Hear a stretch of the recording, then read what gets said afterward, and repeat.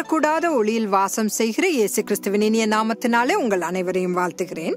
இன்று இருளின் வல்லமையும் அதன் விளைவுகளை குறித்து நாம் தியானிக்கலாம்.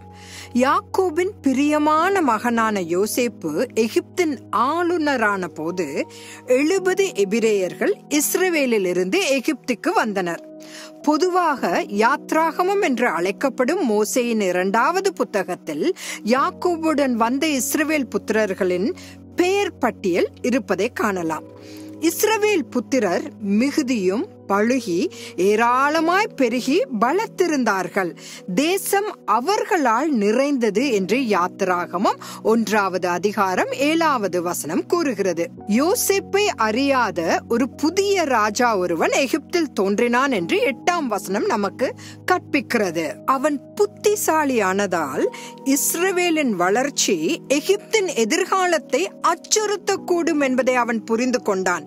எனவே அவர்களுக்கு கடினமான வேலைகளை கொடுத்து பெரும் சுமைகளால் துன்புறுத்துவதற்கு அவர்கள் மீது விசாரணைக்காரர்களை நியமித்தான் என்று யாத்ராகமம் 1வது அதிகாரம் 11வது வசனம் கூறுகிறது.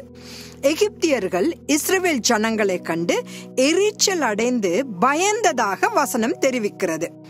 இஸ்ரவேல் ஜனங்கள் கூக்குரலிடுவதை கேட்டதும் ஒரு நாள் கர்த்தர் வனாந்திரத்தில் எரியும் முச்செடியில் மோசேக்கு தோன்றினார். இஸ்ரவேலரை கடுமையான அடிமைத்தனத்திலிருந்து விடுவிக்கும் பணியுடன் எகிப்தில் உள்ள அரண்மனைக்கு திரும்பும்படி மோசேக்கு கட்டளையிட்டார்.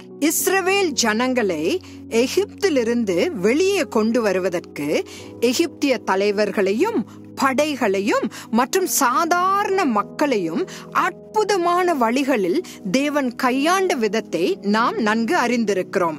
ஆனால் இஸ்ரவேல் ஜனங்கள் நிம்மதி பெருமூச்சு விடுவதற்கு பதிலாக எகிப்திலிருந்து தாங்கள் ஏன் வெளியே கொண்டு வரப்பட்டோம் என்று கர்த்தரையும் மோசேயையும் பற்றி முறுமுறுத்து குறை கூறுவதை நாம் காணலாம். கானானில் பாலையும் தேனையும் தருவதாக கர்த்தர் கொடுத்த வாக்குத்தத்தத்தை குறித்து உற்சாகம் அடையாமல் எகிப்தில் அவர்கள் விட்டு வந்த உணவுகளையே திரும்பி பார்த்தார்கள். வனாந்திரத்தில் கர்த்தர் கொடுத்த உணவையும் சுதந்திரத்தையும் விட எகிப்தில் அவர்கள் விரும்பி சாப்பிட்ட உணவு அதிக முக்கியமானதாக அவர்களுக்கு தோன்றியது. ஒவ்வொரு முறையும் அவர்கள் தேவனுக்கு விரோதமாக பாவம் செய்து இருளின் வல்லமைகளால் தாக்கப்படும் போதெல்லாம் தேவன் தலையிட்டு அவர்களுக்கு துன்பத்தின் சிறையிலிருந்து விடுவிப்பார். ஆசீர்வதிக்கப்பட்ட இஸ்ரவேல் ஜனங்கள் தொடர்ந்து விக்கிரகங்களிடம் ஓடவும் அவற்றுக்கு பலிகளை செலுத்தவும் ஒழுக்கக்கேடில் ஈடுபடவும் கர்த்தரை கோபப்படுத்தக்கூடிய எல்லா வழிகளிலும் கர்த்தருக்கு கீழ்ப்படியாமல் இருக்கவும் இருளின் சக்திகள் செய்தன.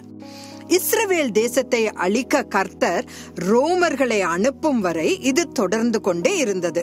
சாதாரண கிறிஸ்துவன் தேவனை அறியும் அறிவில் வளர்ந்து வருகிறானோ இல்லையோ, இந்த பிரபஞ்சத்தின் சிருஷ்டிகராகிய இஸ்ரவேலின் தேவனை எதிர்த்து போராட வீடுகளிலும் அமைப்புகளிலும் சபைகளிலும் தேசங்களிலும் இருளின் வல்லமைகளின் வேலையானது தொடர்ந்து அதிகரித்து கொண்டே வருகிறது. தன் கண்ணின் மணி என்று கூறிய இஸ்ரவேலின் பக்கம் நிற்காமல் ஹமாஸுக்கு ஆதரவாகும்படி கிறிஸ்தவர்களின் கண்களை இருளின் சக்திகள் குருடாக்கியுள்ளன. தேவனுக்கு பிரியமானவர்களே, தேவன் எங்கே நிற்கிறார் என்று பார்த்து நாம் அவருடைய எதிரிகள் ஆகாதபடிக்கு அவருடைய பட்சத்தில் நிற்போமாக. நாளை சந்திக்கலாம். ஆமென்.